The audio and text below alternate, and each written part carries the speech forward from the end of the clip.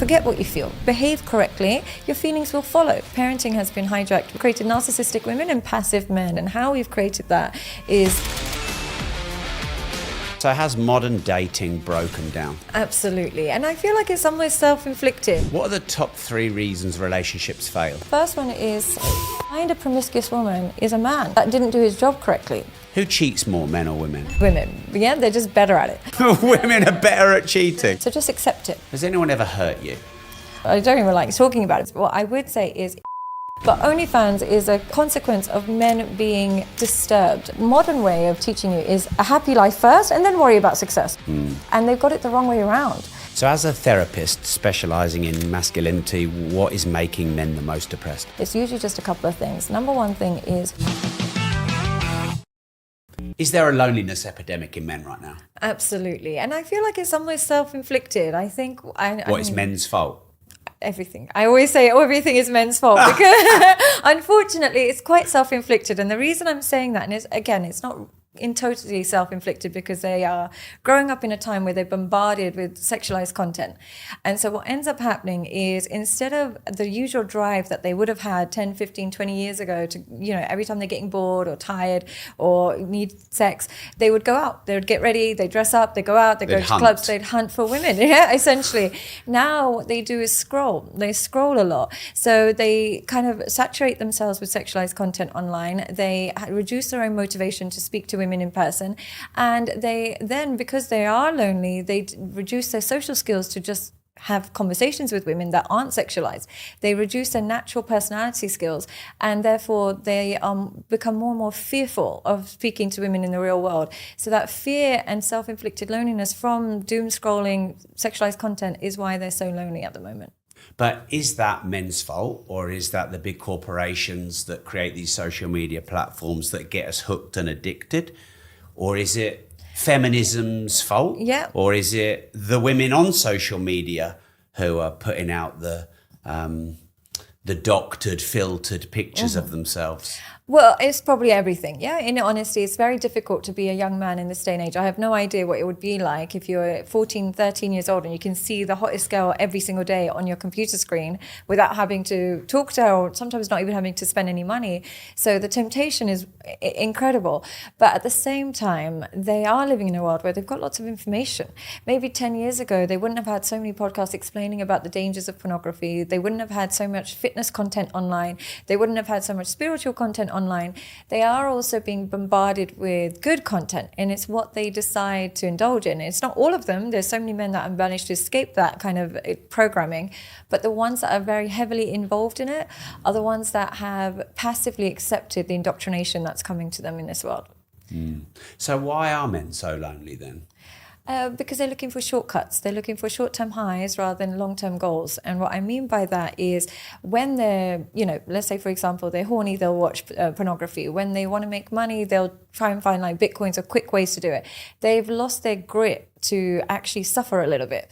They haven't got the suffering in them anymore. And because they don't have any suffering in them, they're kind of losing their testosterone. And what ends up happening is they become softer and softer. And not only do women not find that attractive, other men don't find that attractive, other people don't find that, and they lose their confidence. So because they've got it so easy, they've unfortunately become men that people don't want to be around. So is that society's fault? Is that the cycle we're in? Because there's this saying, isn't there, that hard times create strong men, strong men create good times create weak men, weak men create hard times. Hard times create strong men. And it seems like that's a cycle. Do you think it's a mark in society that we're in? Yeah, it starts with the parenting. I think what's happened is parenting has been hijacked where it was almost too strict before and it was almost too cold, but it's now the parenting has become as soft as possible. So what's happened is if you try and be tough with your kids, it's seen as abuse. If you try and put boundaries on them, it's seen as being emotionally neglectful. So you're growing up with men who have really soft mothers and then incredibly soft fathers that they didn't used to have in the past. In the past, you'd be terrified of your father, or you'd be a bit scared that your father's going to find out, or you'd have that natural fear in your home. That's been obliterated because if you have a fearful father, he's seen as a narcissist. So they don't have that anything in the home that makes them work a bit harder, and they don't have those consequences at home, and then it extends into the real world. So whenever they are faced with any kind of difficulty, they crumble rather than excel. And I think that we're seeing a lot of that behavior coming from the household first. So do you think young boys maybe should be spanked? I don't think they should be hit, but I think that... I mean, my dad hit me a few times, and never with a fist. Yeah. Always open, and never in the face. But he hit me, and it hurt. And I don't think that was a bad thing at all. I mean, I've been hit by my mum, never by my father, but my mum used to hit me. I think it's different with women and men, though, isn't it? It's a gender thing. Like, I think my mum would probably give us a slap, but my father would never hit one of us. And I honestly... So should fathers spank boys? It's not that they should or shouldn't. It's just that just because you were spanked doesn't mean you were abused. No. And I think what current young generation think is, my dad once hit me because I spilled something on the floor or because I failed my exams. And I was like, yeah, but kids, there's a big difference between abuse and hitting. Sometimes kids will test you. I'm not a parent yet, so I don't know, but sometimes they will test you. You're hitting them not because you hate them and you're abusing them. There are the parents that do that, and that's absolutely wrong. But there should be a natural consequence in the home that you know that you can't cross your father. What's happening this day and age, because there's so many broken homes, mothers will use that natural fear that children have against their fathers as a way to weaponize it and say, oh, he's a narcissist, you should not see your father, so on and so forth. But also, boys are growing up thinking, oh my God, my dad told me off, he's such a narcissist. Oh my God, my dad used to make me feel so scared of him, he's such a this. They're almost pathologizing just a normal masculine interaction. So I think they need fear in their home of their father to some extent. They know that they can't go too far before dad steps in and lets you know what's what. Did your dad do that with you? Yeah, so my dad would hit me. Maybe he did it 10 times in my growing up life. And only and every time it was when he perceived I'd hurt my sister. So I actually believe it was a good thing. Absolutely. It was always bum, leg, never upper body. I was petrified of doing it. I suppose one downside was that because I was so scared of crossing my dad, I would hide things from him. And it probably taught me to hide things or to lie about some things. If you're so scared of the consequence of doing something, you might hide it or lie. So I think... But in a way, I know everybody says, oh, I want to be that parent that my kid comes to and never lies. And I want my kid to be a bit scared to tell me certain things. I want them to be terrified. I want them to rather call the police than call me, because you're going to get more trouble from me than you are the police. So I think this idea that we should be their best friend and they should be able to tell us everything, I would see it as a disrespect if I could tell my parents every bad behavior I've done and still get respect from them. And the reason I say that is I watched this documentary on this guy who had strangled his 2 babies and his wife, Chris Watts his name was, and disposed of them because he was having an affair. And he had the police interrogation. They're interrogating him and he wouldn't confess. As soon as his dad came in, his dad was like, you can tell me, son. And he told the dad the truth. And dad was like, I'm proud of you, hugged him. And I thought to myself, I could never confess that to my father. Like, I killed his grandchildren. My father would kill me for killing his grandkids.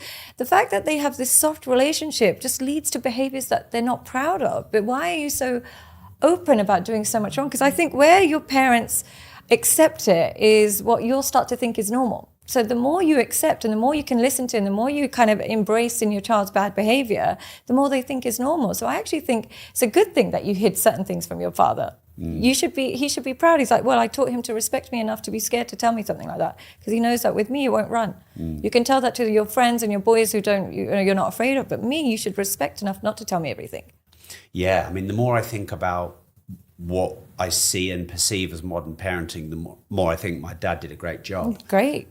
Because my dad had so much pain growing up. His mum died when he was 2. Obviously, his parents were of the war generation. His dad, I think, had no emotion towards him. Yeah. His dad died when he was 18, so he lost both parents by age 18. Really, closed up emotionally. And the way he would show love was by fighting to always look after us. He helped me buy my first house. He helped me buy my first car. He put me through good education, and he never said he loved me. And he hit me from time to time, never abuse. Yeah.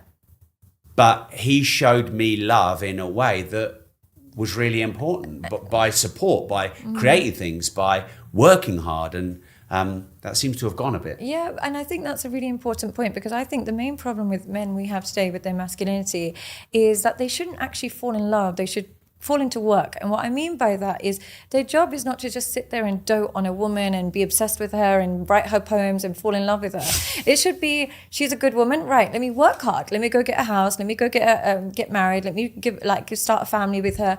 If she's a good woman, let me do something. Similarly with their kids, it's like, yes, you can sit there and be nanny all day, or you can say, right, my kids need to get to school. They need to be scared of me, because then they're going to be rude to their mom. They can't be rude to their sisters. They can't be rude to their mom. They can't be bad in school. Let me do that to show my love for them. But what modern masculinity is, you should be so emotionally available. You should be so emotional. You should be so sensitive. You should be so soft. It's feminized. It's not respectable. I think I just sicked in my mouth. But that's what therapy especially teaches men. It teaches them to kind of really be in touch with their emotions, really realize their boundaries, really do all of these things, when really it should just be, and I'm saying this as a therapist myself, but my focus is on behave in the way that's correct rather than feel. Forget what you feel. Behave correctly, your feelings will follow. But what modern society teaches men is to get so in touch with their feelings that they get debilitated. They don't do anything. And as a result, they're not as attractive anymore, both as fathers and partners. Wow. Something I find is a paradox in the world of entrepreneurship. I've been an entrepreneur for 20 years. Is, you've got these men who are entrepreneurs who are mission focused. They have ambition. And I'm told by many people that mission and ambition is one of the most attractive qualities of a man. And then you've got women saying, oh, no, you can't be so busy. You can't work hard. You can't do this. You can't do that. You don't do that. You need to be with me. You need to spend time with me, more time with me, more time with me. And I find that's a real paradox for a man to be in. Like, we were apparently attractive for our mission and ambition, and now you're trying to get us to stop it so we can be more emotionally available and listen to all of your problems. Where's the balance? It's not that you have to be constantly available. It's just that when you are available, you're attuned to your partner in those moments. So they don't actually mind that you're busy. What they do mind is when we are together, you're still preoccupied. So it's not busyness, it's preoccupation that bothers them. So if when you're busy work out the house and you're doing everything and she doesn't exist in your world, no problem. But when you do come home, all it takes is that one-on-one devoted time, that where you're not on your phone, not thinking about something else, you're present. That's what she's actually saying. So what men see that as, you want me to quit my job and just be homeless. What she's actually saying is, when you are home, just be more present. And then that's the balance.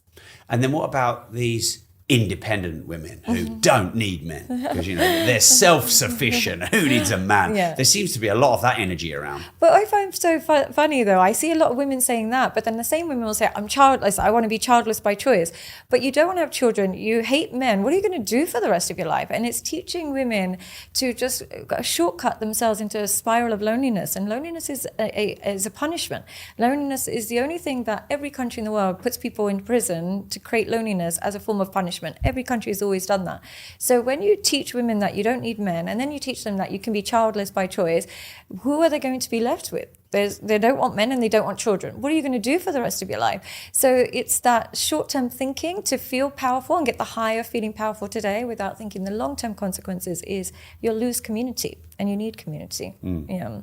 So should a woman be independent and resourceful and be able to stand on her own 2 feet in this modern world?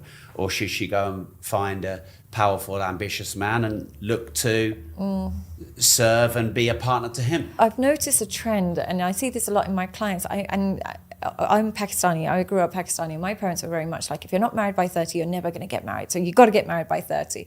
And unfortunately, what I do see is if people are not married by 32, 33 years old, it's a lot harder. And the reason it gets harder... Is it harder though? It is harder. And is it seems to be. For women or men? For women and men. I would say for both. I actually would say for both. And the reason I say that is people think...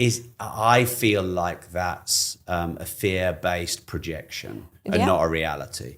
Because surely if you work on yourself and make yourself an attractive person, of which there's many ways to do that, does it matter how old you are?